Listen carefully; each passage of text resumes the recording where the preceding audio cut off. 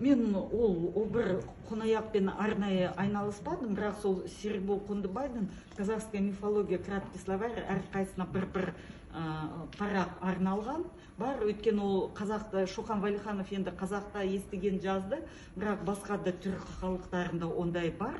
Кейіпкерлер және обырға қатысты мынау Европадағы вампир деген сол обырдан шықты ма деген болжам бар. Өйткені мысалы Чуваш ол түрік халқы ғой, бірақ оларда губной протез дейді, мынау ерін протезі деген тілтануда ұғым бар. О, мысалы, сөздің басында дауысты дыбыс тұрса, соған В қосады, басына В қосады. Мысалы, қазақтар орман десе, олар ворман дейді. Сол сияқты обыр, оларша вобыр болып кетеді, БП айналып кетеді деген сондай болжам бар. Және мен Семейден хабарласып тұрғаннан кейін айтайын деген, кезінде біздің мынау Өскеменге Семей қараған кезде Өскемен Шығыс Қазақстан облыс кітапханасы бізден көп сатып алды. Мынау балаларға арналған Бату кітабының бірінші томын көп сатып алды. Өйткені сол жерде біз Серікболдың бір идеясын аштық да. Өйткені Серікбол енді 36 жасында кеткен ғой, жоспарлары көп болды. Сонда бір хатында маған мынау Семей облысына полигон, ядролық полигон неге, қалай шешім қабылданды, сосын мынау Баян Сұлу Қозы Көрпеш жырының түрлі нұсқаларын маған тауып жіберсеңіз деп өтініш айтқан. Енді ізденіп жүрдік сол кезде.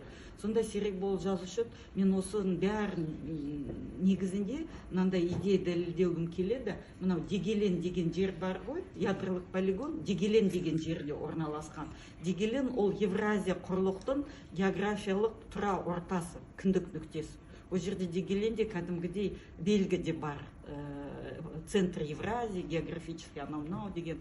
Бірақ Тыва басқаша өлшейді. Тува дейді ғой орыстар. Тыва деген, анау кішкене Шығыс Қазақстаннан батыс жаққа, оларды өздері сондай географиялық орталық дейді.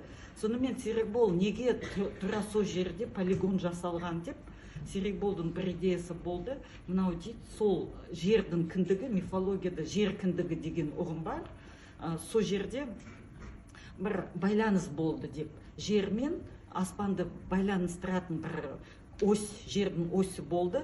Сол арқылы түркі халықтар рухани энергия алып тұрды, қуат алып тұрды. Мынау жер сілкіні, полигон ұйымдастырғанда ол жер сілкіні сияқты ғой, жердің қабаттары сырылып, сол көз жабылды, рухани қуаттың көзі жабылды.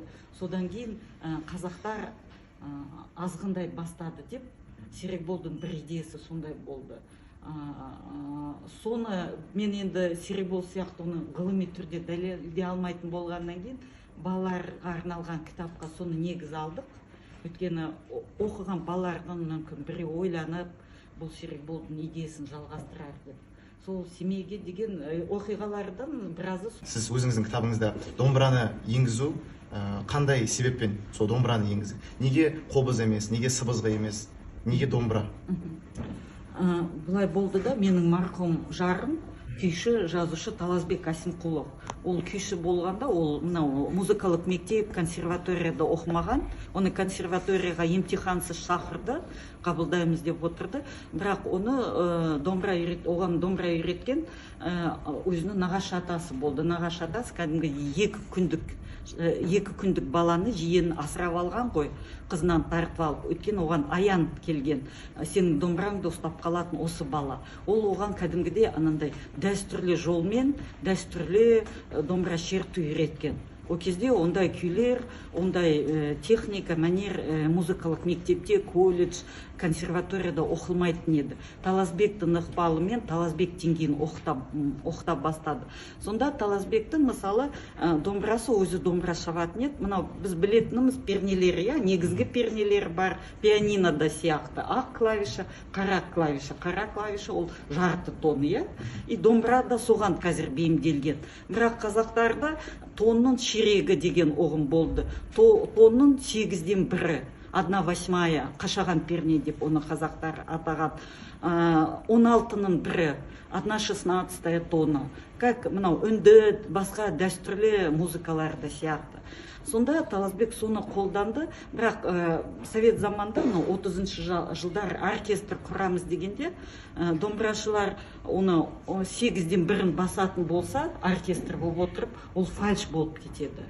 Өткен бірі кішкене былай басады, былай басады, фальш болып кетеді да, Ахмет Жұбанов оның бәрін алып тастап, домбыраны кәдімгідей, как пианино сияқты жасаған ғой, нақты белгіленген пернелер. Бұрын қазақтар әрбір күйге қарай пернелерді сырып отыратын еді. Пернелер әр перне бөлек байланған. Соны 70-80-ші жылдар оны грязь деуші еді. Кейбір консерваторияда Таласбек фольклор кабинетінде әдебиетші ретінде жұмыс істегенде кейбір студенттер келіп ұрланып Таласбектен күй үйренеді екен. Ескі жолмен күй үйренгіміз келеді деп. Сонда олар мұғалімдер өзгерістерді байқайды да, техникаларында. Сонда айтады, я сен консерваторияда менен оқисың, я Асенқұловтан оқығың келсе оқудан шығарам сені оқудан. Тыйым салып қояды. Өйткені қалыптасқан жүйеге қарсы нәрсе болды. Балалар үйге келіп үйренетіні біздің үйімізге. Сонда Таласбек айтушы, мынау негізгі, мынау қазір біз бәрі қолданатын пернелер, ол негізгі тондар, ол біздің негізгі сезімдер. Бірақ мынау ширек, 8-дің 1-і қашаған перне, ол басқа бір дүниелер, эмоция, сезімдердің басқа бір дүниелері да, қазір қазақ оны ұмытты, қазақ оны білмей кетті деп. Әуезов айтқандай, қазақтың ары, яты, адамгерлігі күйде ғана қалды деп. Соны Таласбек көп айтып отырды да, сосын соны идея ретінде алғанмын ғой, басқа дүниелер, басқа анандай қазақ қазір ұмытқан пернелер, ол басқа дүниеге апарады деген, басқа дүниенің кілті деп. Солай алдым. Өйткені негізі кітаптарымызда әрбір сондай нәрсе, ол жай ғана былай ала салған, ойдан шыққан нәрсе емес, ол кәдімгідей бір ғылыми негізі бар дүниелер.